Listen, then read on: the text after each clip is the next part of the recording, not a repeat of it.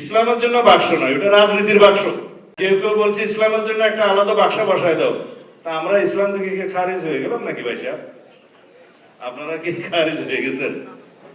ইসলামের জন্য বাক্স নয়, ওটা রাজনীতির বাক্স। 2013 সালে এই শাহবাগেই তো নাস্তিক্যবাদীদের, মুরতাদিদের একটা আস্ফালন দেখেছি আমরা। যে কোনো আন্দোলনকে আমরা স্বাগত জানাই, কিন্তু এই আন্দোলনকে না।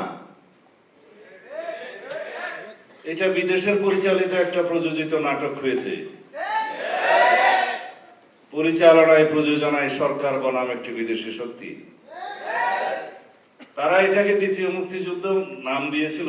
সেই মুক্তিযোদ্ধাদের বয়ান তো আপনারা শুনেছেন।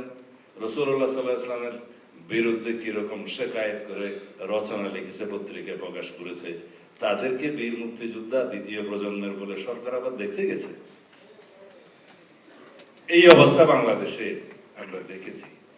তার বিরুদ্ধে একমাত্র হেফাজতে ইসলাম বাংলাদেশে রুখে দাঁড়িয়েছে অত্যন্ত সাহসী। তখনও আমি জেলখানায় আরেকবার নিয়ে গেছি। ওখান থেকে দেখলাম শাপলা চত্বরের নৃশংস হত্যাকাণ্ড। পৃথিবীর বুকে যে হত্যাকাণ্ড অন্য কোনো কিছুর সাথে তুলনা করা যায় না। আজকের যে